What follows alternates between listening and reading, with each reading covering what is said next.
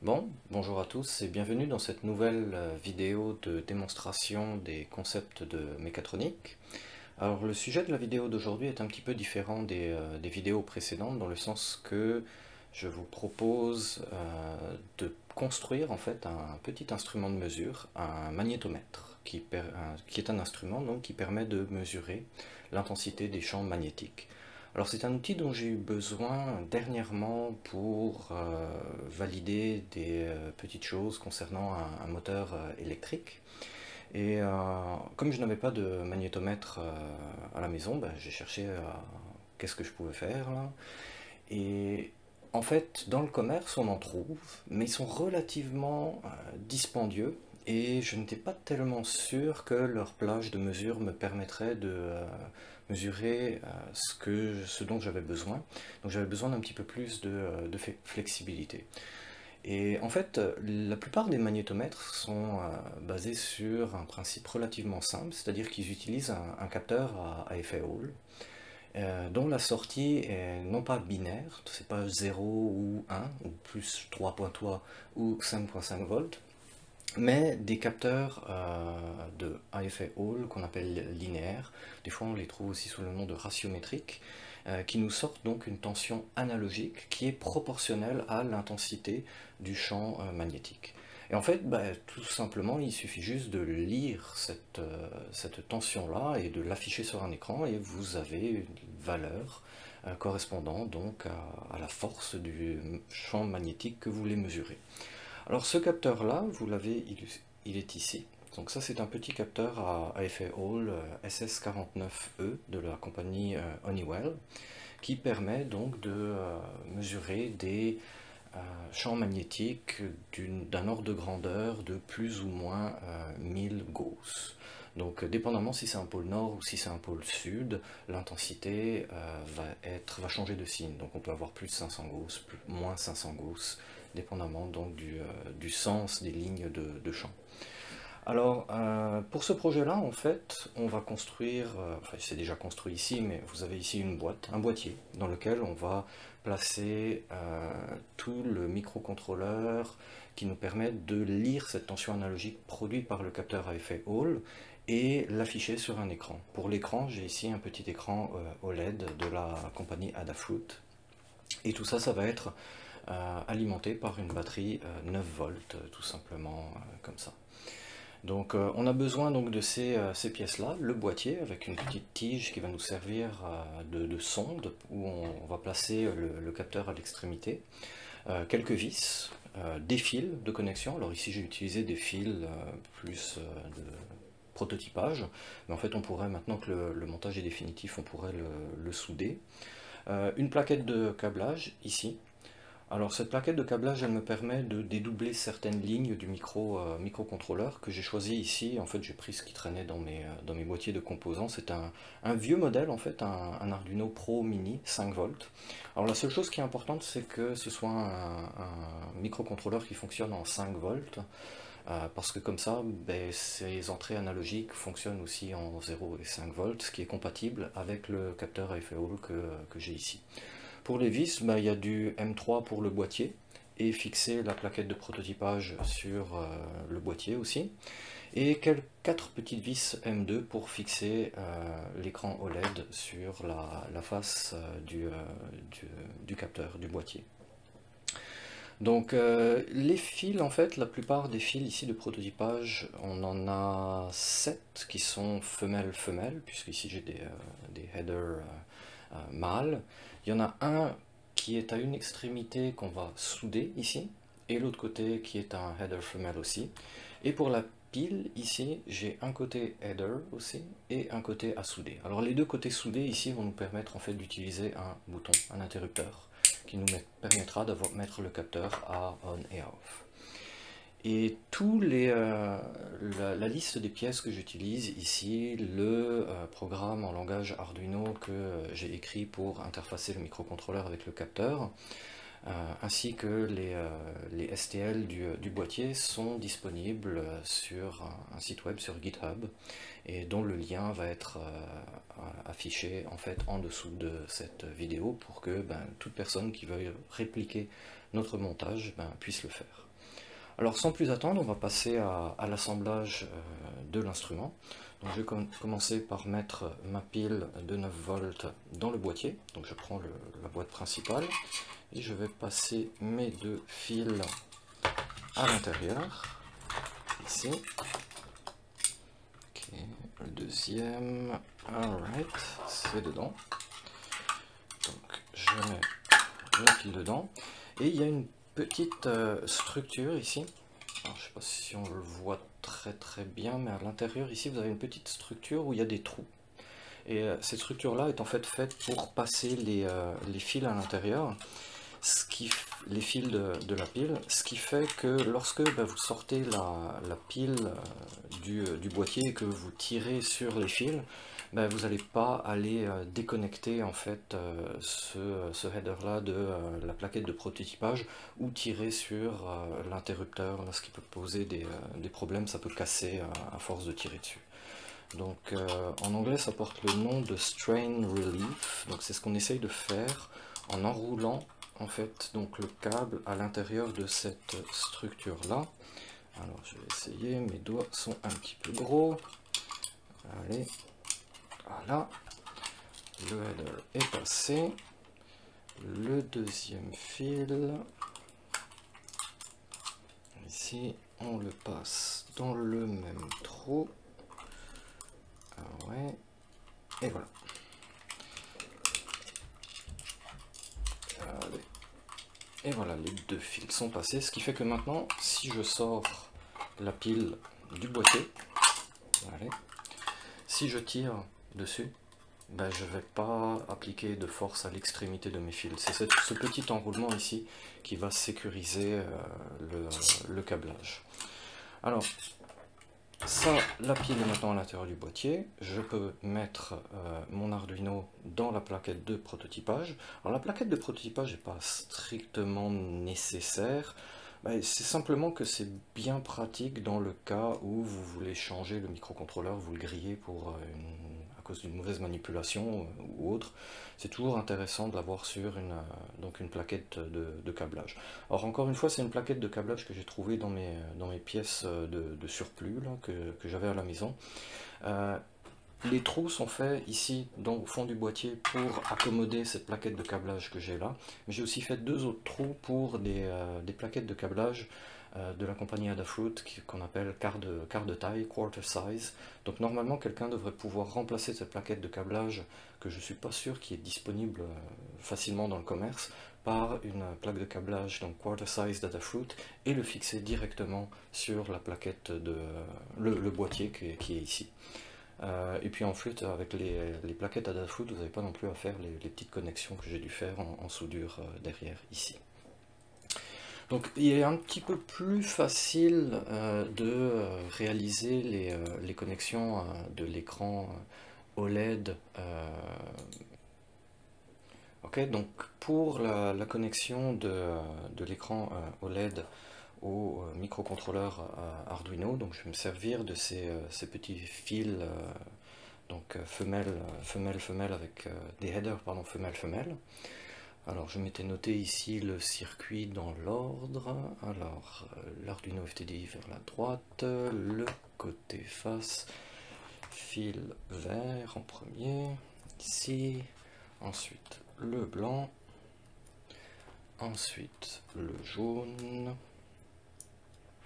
ok, ensuite le bleu, ici, ensuite 4 trous et le fil rouge qui va aller sur la ligne normalement VCC, oui c'est ça, c'est le VCC, l'alimentation donc de l'écran OLED sur du 5 volts. Et on va prendre le ground aussi ici, voilà.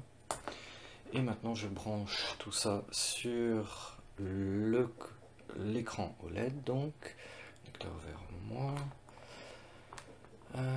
Alors le vert est sur le deuxième connecteur, ensuite le blanc, ok, ensuite le bleu, et voilà, ensuite le jaune, ok, rien sur sur le suivant et ensuite le rouge et le noir. Voilà, donc juste vérification que c'est bien le ground et V-in, oui, c'est bien ça. Et le dernier fil ici, c'est un fil jaune avec une petite marque rouge qui va de l'autre côté sur la patte numéro 9 ici. Allez, et voilà. Bon, donc je peux maintenant fixer le circuit à l'intérieur du boîtier. Alors j'ai ici 4 vis M3.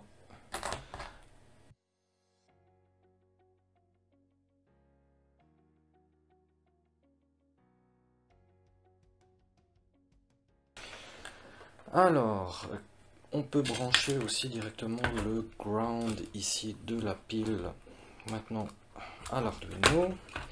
Alors ce fil là, c'est le fil, je pense, le plus chiant à brancher. Il est un peu serré. Allez. Et voilà. Un petit peu serré. Si j'avais su, j'aurais pris un fil de batterie un petit peu plus long. On va maintenant souder à l'étain donc les fils les deux fils qui nous restent, donc ce petit fil là et celui-là qui réalise l'interruption de l'alimentation pour le microcontrôleur. Donc une troisième main peut être sympathique pour aider à tenir les composants. Donc on va mettre ici, ok, on va souder le premier comme ça. J'ai déjà étamé les composants à l'avance, donc ça devrait pas être trop long.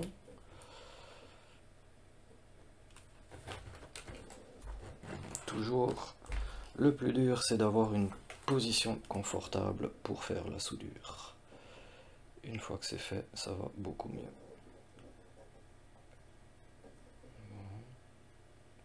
C'est toujours un petit peu long à chauffer là quand on a un gros plat d'étain comme ça. Voilà.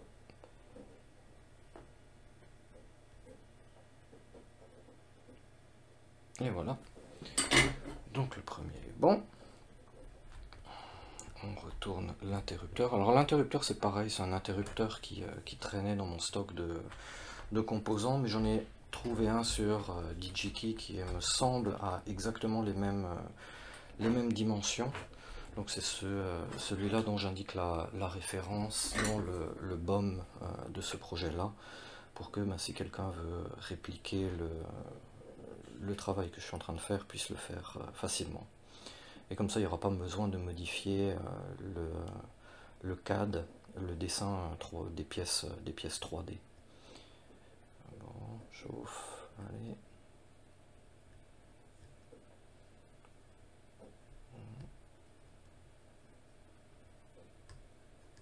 Non, j'aime pas tellement la tête que ça, ici. Ok, ça c'est mieux. Et voilà, donc ça c'est le V-in qui est la toute dernière patte ici du microcontrôleur. Voilà, donc le 5 volts. Ok, bon, ça me semble très bien tout ça.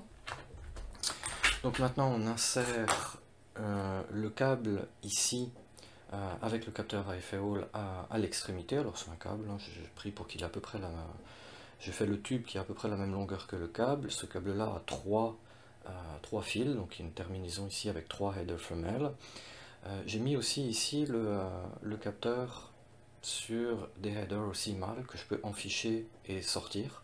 Alors ça me permet en fait d'utiliser d'autres capteurs AF Hall du même type là, mais qui ne sont pas le SS49. Je sais que Texas Instruments en a plusieurs, donc qui me permettrait d'avoir une sensibilité et une plage de mesure différentes, juste en échangeant, en mettant un autre capteur à la place. Alors, on ne peut pas mettre le capteur directement dans la prise ici femelle, parce que les pattes sont relativement fines et ça donne pas un bon contact électrique. Donc c'est pour ça que j'ai d'abord soudé les pattes du SS49 sur des pins mâles, et c'est elles que j'enfiche à l'intérieur de ce petit boîtier à trois fils.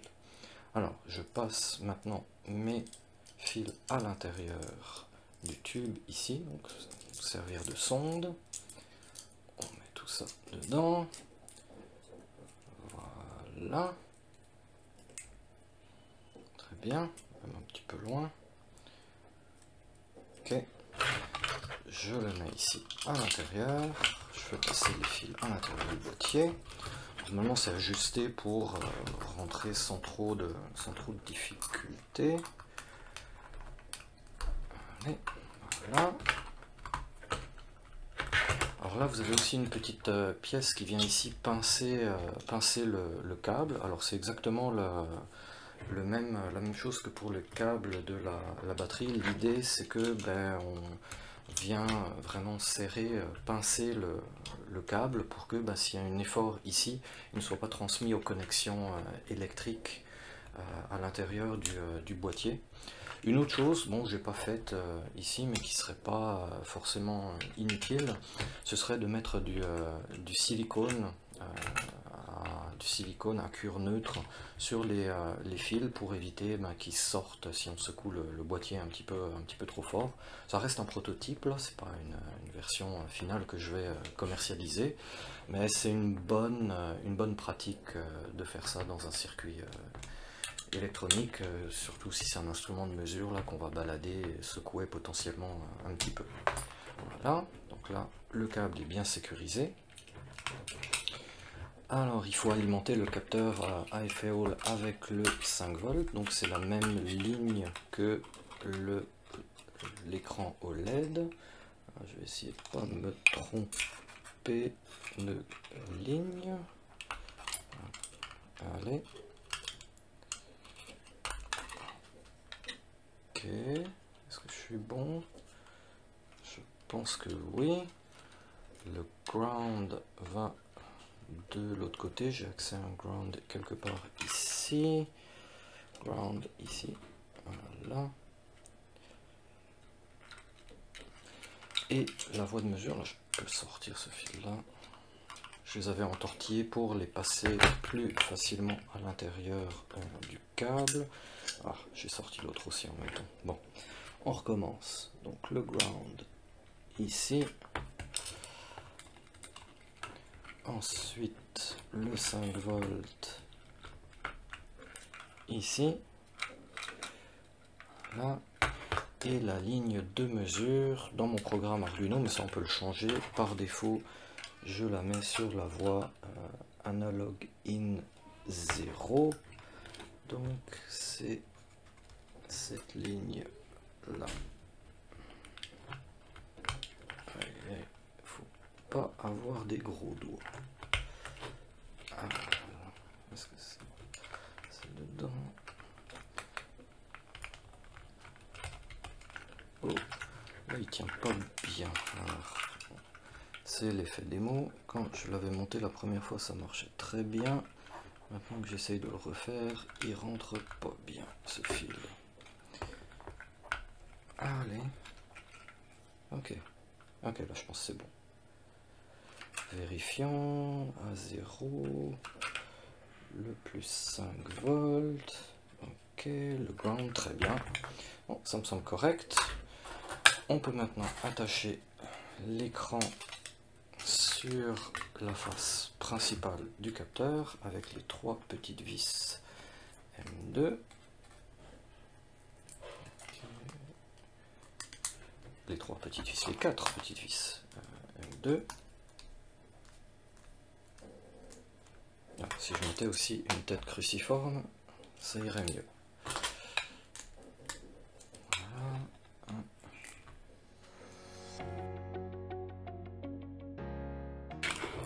On peut maintenant aussi insérer l'interrupteur principal. Ouais, j'aurais pas dû passer les câbles, c'est pas génial la façon dont je l'ai passé. Ah, chut, j'ai oublié, il fallait le passer d'abord. Ah, idiot. Il fallait le passer d'abord. Là, on recommence.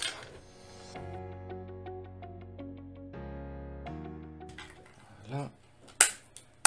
Et voilà. Et maintenant, on le ressoude. C'est là que tu te dis que j'aurais dû faire des fils un petit peu plus longs. Ma vie aurait été plus facile.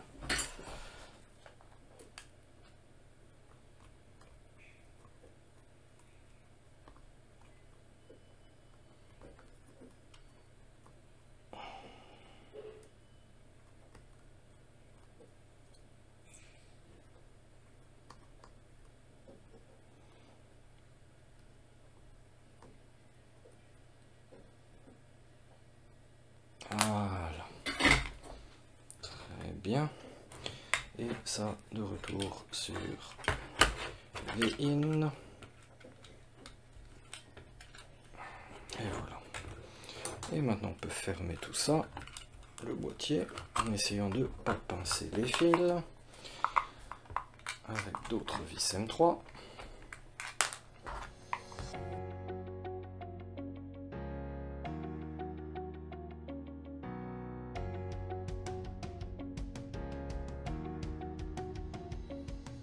Et voilà, et normalement le moment de vérité maintenant, si on allume, et voilà, il se calibre, et voilà.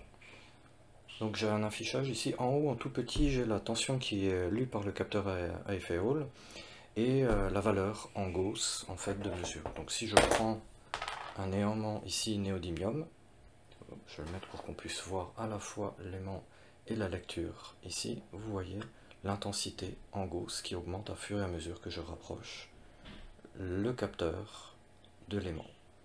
Et bon, là c'est une valeur positive. Si je change l'aimant de position, vous voyez qu'on lit des valeurs négatives. Donc ça vous permet aussi, voici un boîtier de moteur à courant continu. Ça permet d'identifier donc où sont le centre de l'aimant permanent et le pôle nord et le pôle sud ici. Donc voilà, c'est un petit instrument de mesure que je me suis fabriqué, très simple. Le port FTDI ici est toujours accessible, donc si vous venez avec un programmateur ici, vous pouvez le brancher et changer tout ce que vous voulez changer pour le boîtier. J'avais aussi un capuchon pour ce boîtier là, le port FTDI, je sais pas où je l'ai mis. Il a dû tomber quelque part, mais aussi, il y a aussi dans la liste des pièces imprimées 3D un capuchon qu'on peut mettre ici pour faire en sorte d'avoir un boîtier complètement fermé. Donc voilà, j'espère que vous avez aimé cette vidéo et à la prochaine fois.